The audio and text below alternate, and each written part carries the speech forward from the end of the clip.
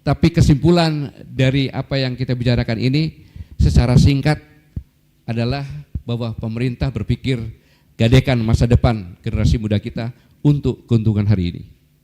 Inilah yang selalu saya ingatkan kepada generasi muda, bahwa apa yang harus jadi wasiriskan kepada generasi muda tentang tanah air kita ini sudah diambil semuanya. Semoga generasi muda kita memahami ini dan memohon, meminta, merebut apa yang menjadi haknya dia untuk masa depannya. Kalau tidak bangkit,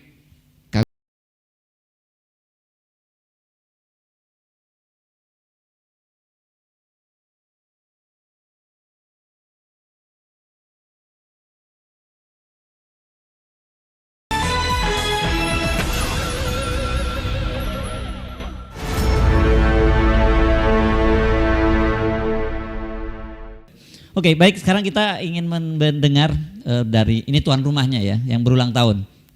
Pak Gatot, catatan Pak Gatot tentang berkaitan dengan apa ini? Nusantara Hijau, selamatkan dunia. Ini tema yang diusung oleh kami. Nah, seperti apa? Silakan Pak Gatot. Bismillahirrahmanirrahim. Assalamualaikum warahmatullahi wabarakatuh. Saya sedih. Kenapa saya sedih? Pada tahun 2014 bulan Maret, mulai dari UI, ITB, keliling sampai ke 59 universitas, sampai dengan dari Aceh sampai dengan ke Merauke, di mana diskusi dengan para mahasiswa ketika saya sampaikan bahwa apabila Anda semuanya presiden atau kepala pemerintahan atau kepala negara dari suatu negara, di mana dari ahli-ahlinya menyampaikan bahwa 25 tahun ke depan negara kita akan krisis pangan, air dan energi, dan melihat Indonesia sebagai negara harapan, apa yang harus dilakukan oleh negara-negara kita ini terhadap Indonesia. Dari hasil diskusi sangat menarik. Yang pertama, kita berusaha untuk masuk dengan silent, untuk ke dalam, dan kita berusaha untuk membeli undang-undang. Saya ngomong waktu itu sama si Pangkostrat di UI, gimana cara yang beli undang-undang? Alah, Pangkostrat pura-pura nggak tahu. Kan di DPR ada komisi-komisi. Satu komisi kan nggak sampai 100 orang. Kalau kita sebar saja 2 miliaran, undang-undang dibuat satu pasal aja beres. Membeli undang-undang. Yang kedua, membeli media sosial, TV dan sebagainya. Loh, kenapa itu? Untuk pembentukan opini, sehingga semuanya dilakukan. Gimana caranya? Mudah, Pak. Ketika banyak media-media baru muncul, kita masang iklan. Waktu itu saya contohkan, tiba-tiba nyawat, Pak itu rokok Pak, gambarnya pijet yang di pantai. Saya tanya, pernah lihat rokok itu? Nggak ada yang jualan. Tetapi iklan itu apabila didengar oleh banyak orang dan mudah dihafal, pasti di prime time. Tetapi si pembeli memberikan iklan itu sopan iklan, tetapi nggak dijual rokoknya di sini, susah dicari. Apa artinya? Dia minta bahwa apa yang saya inginkan disampaikan. Contohnya, setiap hari ada kecelakaan, setiap hari dilihatkan darah, setiap hari keributan dan sebagainya. Itulah yang terjadi psikologi sosial. Selanjutnya, membuat pemimpin-pemimpin boneka dari setiap departemen ke atas sampai dengan ke bawah. Pemimpin-pemimpin boneka. Selanjutnya, mengkuras sumber daya alamnya dan merusak generasi mudanya. Sampai sini dulu, masih ada lagi kurang lebih 8 lagi. Saya akan berikan contoh sambil sama menanggapi dari pembicara. Ketika China merasa bahwa polusi udara sudah berlebihan karena pengolahan smelter dan lain sebagainya untuk nikel dan sebagainya, menggunakan listrik juga batu bara yang jaraknya jauh untuk mengambilnya, maka perlu ada solusi. China perlu ada solusi. Apa solusinya? Dia melihat Indonesia. Apa yang dilakukan? Yang pertama kali adalah membuat undang-undang dulu. Membuat undang-undang. Setelah membuat undang-undang sedemikian rupa, lahirlah undang-undang yang mengatakan bahwa nikel tidak boleh keluar dalam bentuk, harus bentuk setengah jadi. Dan segera diberikan kebebasan untuk membuat smelter di sini. Apabila membuat smelter di sini, maka diberi kebijakan untuk ekspor dari 0% dan membelinya di sini hanya 34 atau 35 dolar, padahal harga internasional 70 sampai 80. Siapa yang akan jualan pabrik smelter dalam waktu singkat? Tidak ada.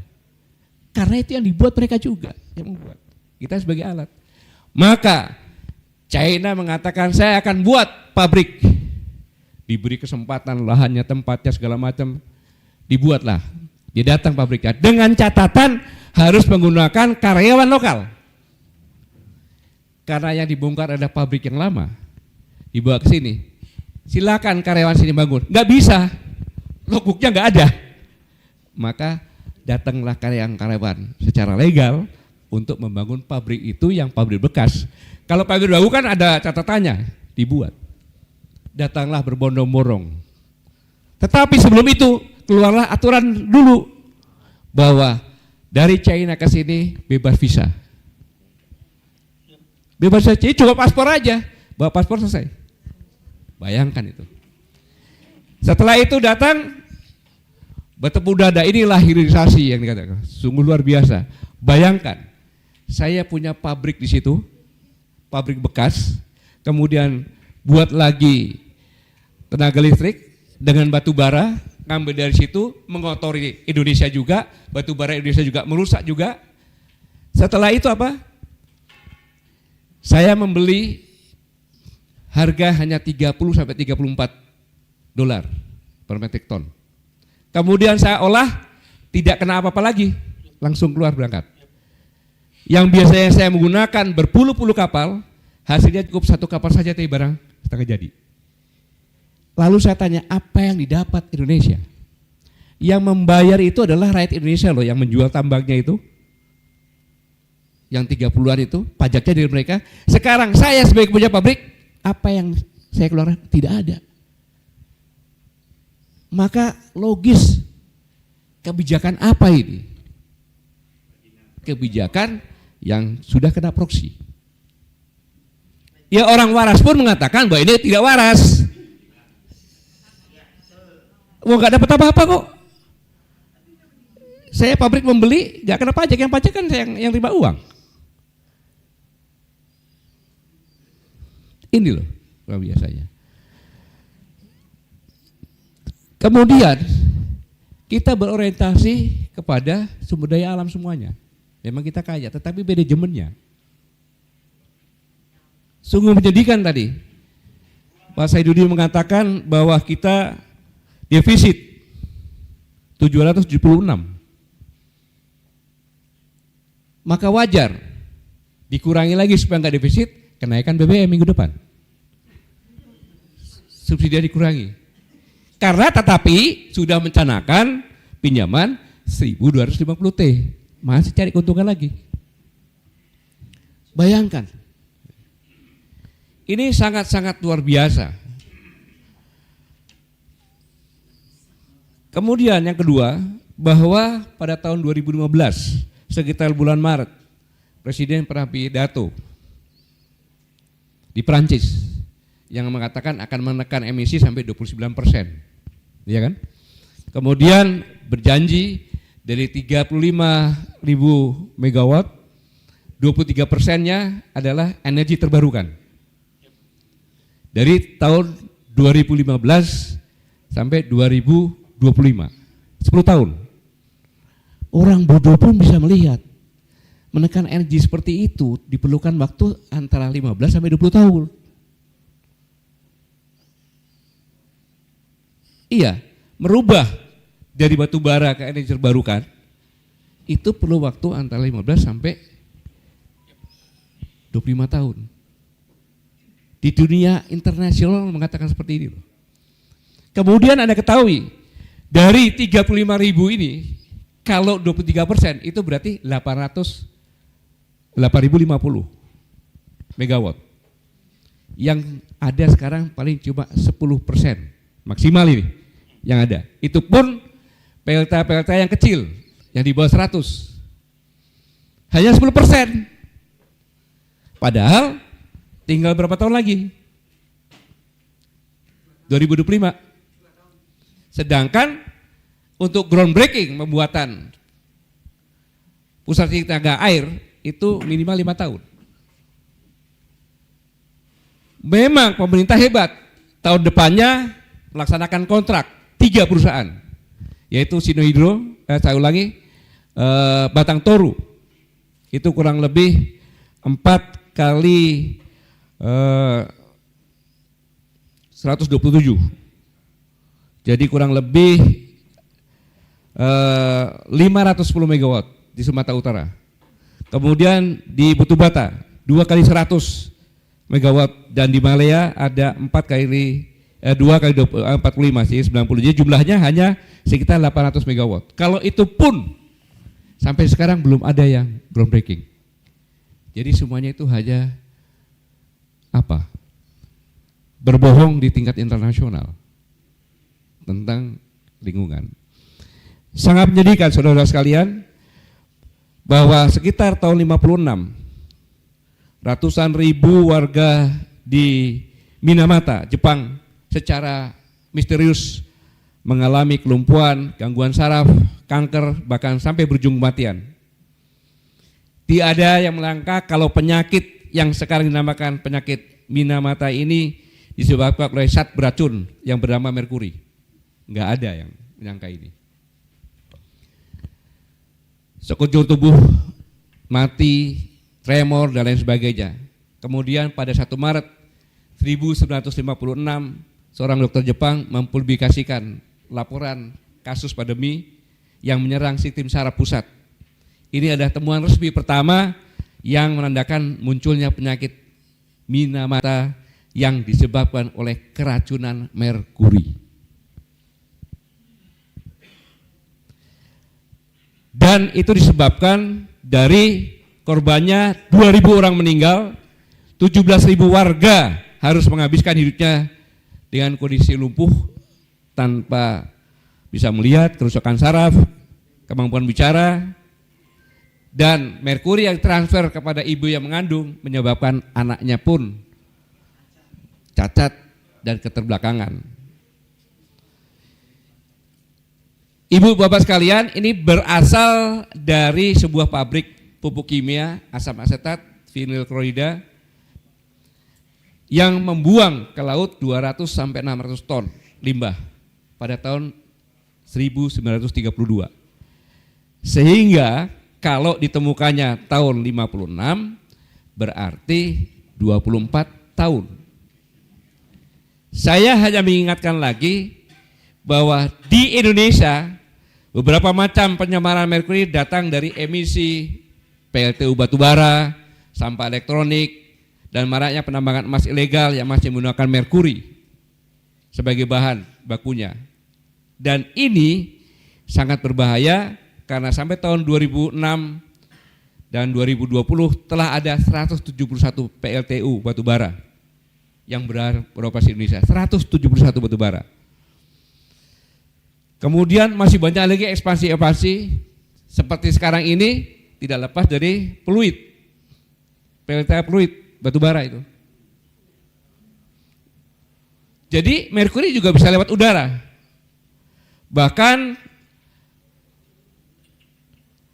ada sekitar 850 titik penambangan emas skala kecil yang tersebar di 197 kabupaten.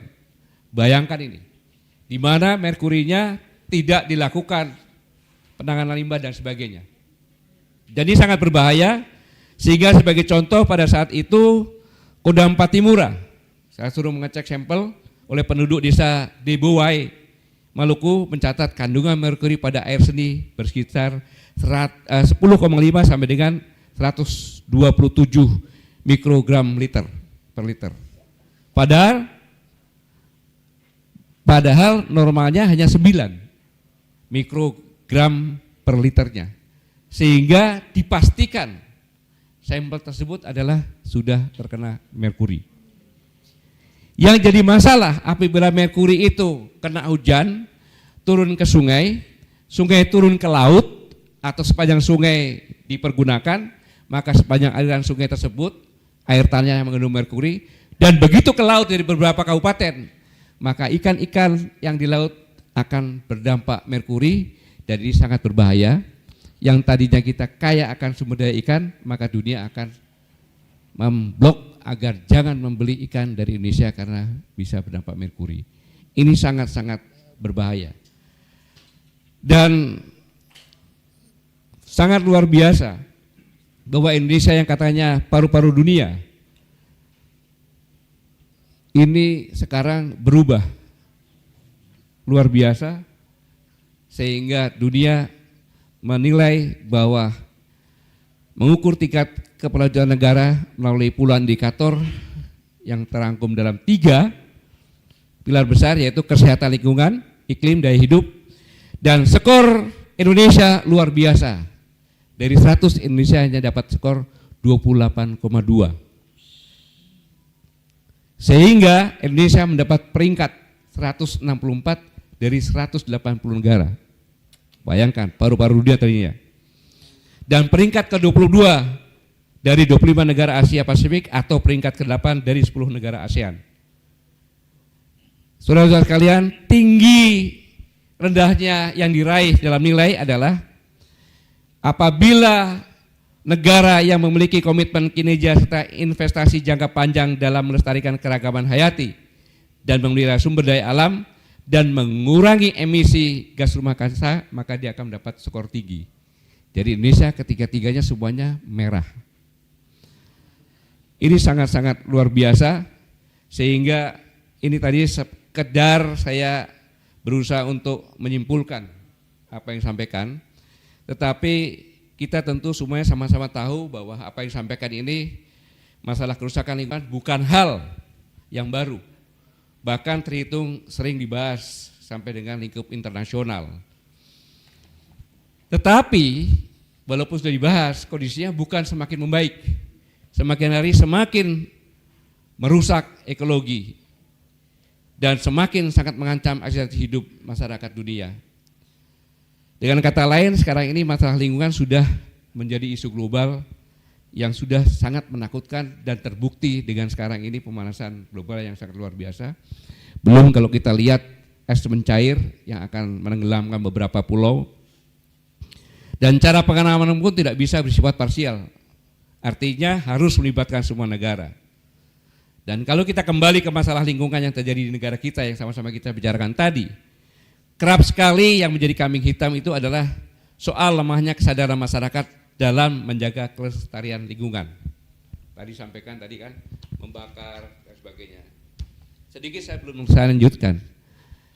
Lahan gambut itu adalah setelah dia digundulkan, itu pun belum bisa ditanam. Ya, harus direkayasa mengeringkan airnya, yaitu dengan menutup pada saat pasang, membuka pada saat surut. Dan tanaman-tanaman baik sawit maupun pulp untuk kertas itu harus kurang lebih 1 meter. 1 meter. Kering. Itulah sebenarnya yang menyebabkan kebakaran hutan. Karena apabila kering, itu lahan gambut itu bekas kayu-kayu busuk segala macam menumpuk-numpuk, sehingga begitu kering seperti arang. Apinya itu bergelir ya, dia nggak kelihatan, tahu-tahu udah sampai sana. Ini saya temukan ketika saya diperintahkan Presiden Jokowi waktu itu untuk memadamkan kebakaran di Palem Pisang. Saya bilang itu bagi saya mudah, saya bilang. Saya kontrol semuanya, saya buat saluran-saluran, pada saat pasang buka, begitu surut saya tutup. Maka semua tergenang air, mati. Tapi begitu di daerah Sumatera Selatan dilakukan itu pohon-pohon pada tumbang. Begitu kita tinggalkan, ya karena kalau dia dikena air, akarnya kan lemah, sehingga tumbang. Begitu kita pulang, dikeringkan lagi supaya itu tumbuh lagi. Jadi itu adalah korporasi, bukan masyarakat. Nah, ini sangat luar biasa, karena masyarakatlah yang menjadi kambing hitam dalam menjaga melestarikan eksistensi lingkungan hidup. Padahal jika kita kaji sama-sama bahwa eksploitasi Dan eksploitasi yang dilakukan masyarakat terkait kerusakan lingkungan itu jelas merupakan akibat dari adanya sebab. Antara lain sebabnya, bayangkan kalau saya tinggal di sini sudah ratusan tahun, nenek moyang saya, kerjanya saya adalah sedikit mengambil sagu, kemudian menyumpit burung atau menombak babi atau rusa. Cukup satu saja bisa satu minggu. Tiba-tiba datang secari kertas dan segerombolan aparat bahwa ini adalah punyanya korporasi. Saya harus pergi. Gimana saya mencari nafkah? Saya hanya cari tempat yang agak terbuka. Karena saya nggak punya alat, ya saya kumpulin, saya bakar-bakar, sekaligus untuk pupuk, baru saya tanam. Ini yang terjadi. Pertanyaannya, kira-kira apa yang menjadi penyebab inti atas terjadinya kerusakan ekologi yang kondisinya sekarang ini sudah sangat mengancam eksistensi hidup masyarakat dunia? Apa mungkin itu akibat perbuatan masyarakat yang tadi dijelaskan oleh pembicara tadi, sampai ribuan, mungkin kalau lihat jutaan hektar hilang? Apakah itu masyarakat? Yang pasti kita tentu belum pernah mendengar pengakuan dari para pemangku kebijakan, atau pengakuan dalam hal ini yaitu pemerintah, yang belak-belakan mengatakan bahwa rusaknya lingkungan atau ekologi itu adalah akibat kebijakan-kebijakan yang erat sekali kaitannya dengan masalah kepentingan eksistensi negara. Tapi yang dikatakan oleh Pak Syed dulu, jadi apabila tadi tidak mendapatkan dari alam tadi, entah itu nikel, entah itu batu bara, sawit dan lain sebagainya, emas, kira-kira kerugiannya berapa kali lagi itu? Sangat luar biasa. Sehingga kalau kita benar-benar paham tentang kondisi negara terkait rusaknya lingkungan, maka secara objektif kita akan mengatakan bahwa posisi negara itu sungguh sedang menghadapi masalah yang dilematis. Dilematis dalam arti kalau tidak melakukan eksploitasi secara besar-besaran sumber daya alam, maka yang terjadi pasti APBN akan keteteran, hingga yang kemudian dipastikan negara akan terancam bubar. Jadi apa yang dikatakan Pak Syed itu saya sangat setuju. Dengan demikian, bahwa masalah rusaknya ekologi itu erat sekali kaitannya dengan masalah profit oriented negara. Erat sekali ya dengan profit oriented negara, dengan alasan demi untuk mempertahankan eksistensi atau demi untuk menjaga kebangkrutan.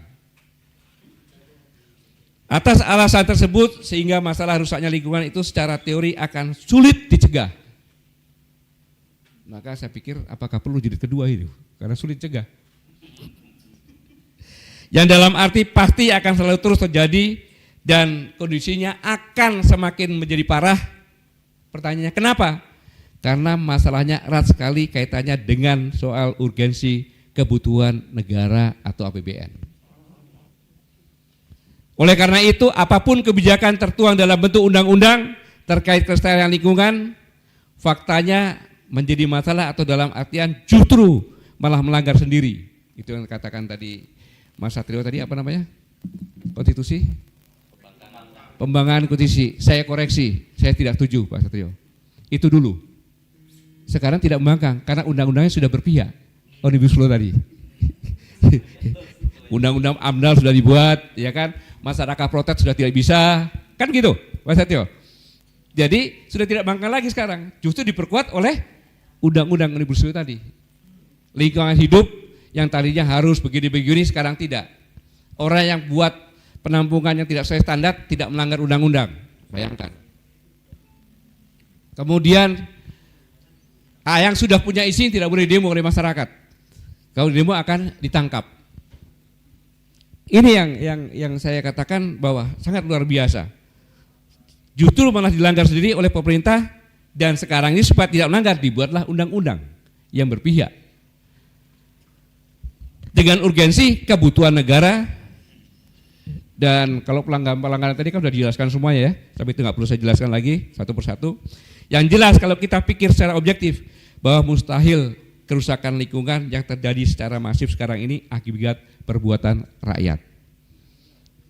Bayangin cuma 4 orang dibilang rusak lingkungan, yang benar aja. Gitu. Tapi itulah kenyataannya. Lantas pertanyaannya apa yang harus kita lakukan dalam menghadapi kondisi yang dilematis ini. Apa mungkin pemerintah akan menghentikan eksploitasi sumber daya alam demi untuk menyelamatkan masyarakat dari kerusakan ekologi? Tidak mungkin, karena tanpa itu pun kita sudah defisit 776. Saya rasa mustahil itu, terlebih sekarang ini pemerintah didesak oleh rasa sangat pentingnya melakukan berbagai pembangunan dalam segala bidang, contohnya IKN dan lain sebagainya. Pendek kata bahwa masalah kerusakan lingkungan yang terjadi saat ini tidak bisa ditangani secara parsial, melainkan harus ditangani secara bersama dan melibatkan semua negara karena masalahnya sudah masif dan global. Intinya untuk mengatasi kerusakan ekologi yang sudah masif, sekarang ini perlu sebuah sistem yang secara otomatis dan atau secara alami perlahan tapi pasti bisa mengembalikan posisi ekosistem ke tempat yang sesuai fitrah masing-masing. Kalau tadi dilihat gambar tadi yang ada kolam-kolam dan banyak orang yang meninggal tanpa proses hukum, saya pikir ini suatu hal yang luar biasa. Bagaimana perlindungan negara terhadap bangsanya? Karena apa? Lubang itu kan tadinya bukan lubang. Dan ketentuan untuk menambangkan harus mengembalikan lagi. Ada reklamasi tadi.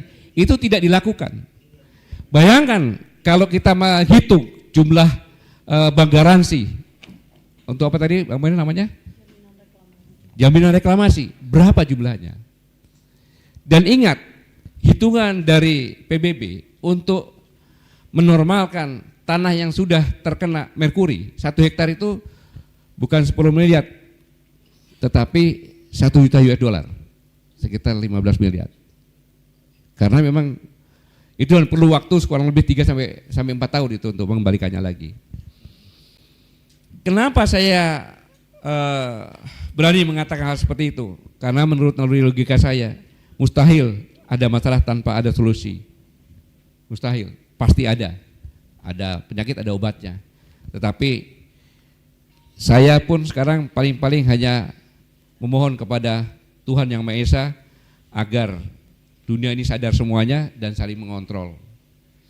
Dan sedikit saja seharusnya pemerintah punya atensi kepada penduduk-penduduk yang menanam tanaman-tanaman yang direkomendasi untuk bisa menyerap oksigen banyak.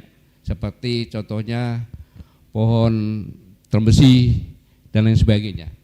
Kalau ini ada atensi, maka masyarakat akan berlomba-lomba menanam. Begitu difoto dia mendapat kompensasi. Kemudian juga nelayan-nelayan yang memancing ikan dari terumbu karang. Kalau ikan-ikan dari terumbu karang itu diberikan kompensasi dengan harganya tinggi, maka nelayan-nelayan akan membuat terumbu karang yang banyak dan ini akan berdampak kepada ekosistem juga.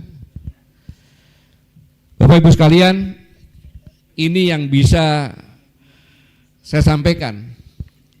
Tapi kesimpulan dari apa yang kita bicarakan ini secara singkat adalah bahwa pemerintah berpikir gadekan masa depan generasi muda kita untuk keuntungan hari ini. Saya ulangi, gadekan masa depan generasi muda kita untuk keuntungan hari ini. Inilah yang selalu saya ingatkan kepada generasi muda, bahwa apa yang harus jadi wasiatkan kepada generasi muda tentang tanah air kita ini sudah diambil semuanya. Dan generasi yang akan datang yang saya katakan minimata itu 24 tahun akan berdampak kepada risiko-risiko ini dan sangat luar biasa. Semoga generasi muda kita memahami ini dan memohon, meminta, merebut apa yang menjadi haknya dia untuk masa depannya. Kalau tidak bangkit, kalian akan punah. Terima kasih. Wassalamualaikum warahmatullahi wabarakatuh.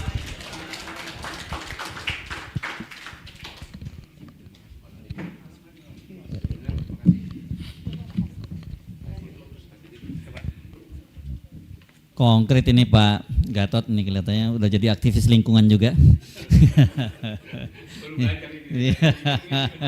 Tapi diskusi tadi ya menyadarkan kepada kita itu bahwa ada soal yang sebenarnya sangat serius pada masa depan bangsa ini ya. Tadi Kemarin kalau kemarin saya sendiri sempat menyimak Ibu Megawati yang katanya menegur Pak Jokowi tentang generasi emas gitu yang tahun 2045, tapi ternyata situasinya stunting kan kita gitu, bagaimana itu tercapai. Tapi ditambah data-data dari teman-teman tadi, kemudian Pak Gatot, itu lebih mengerikan. Saya kira kita sulit untuk membayangkan bonus demografi itu tahun 2045 nanti akan jadi satu kelebihan kita, jadi beban demografi saya kira ya.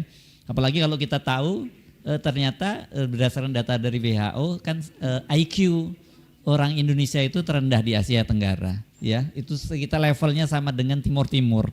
Jadi betul-betul itu nanti bukan bonus demografi tapi beban demografi. 78 kalau tidak salah ya rata-rata IQ kita itu ya. Orang itu coba bayangkan generasi muda kita nanti IQ-nya 78 Mbak rata-rata. ini mengerikan dan saya kira kita mesti melakukan perubahan-perubahan yang sangat kalau tidak kita akan mewariskan ya. Saya kira saya Pak Gatot yang lain-lain ini dan kita semua yang ini saya kira kan waktu kita tidak panjang lagi ya Pak Gatot ya. Tapi anak cucu kita itu akan mewarisi alam yang rusak, yang itu adalah akibat keserakahan orang-orang yang hidup di hari ini. Saya Hirsul Ma'arif dari Forum News Network. Terima kasih atas kebersamaan Anda. Assalamualaikum warahmatullahi wabarakatuh.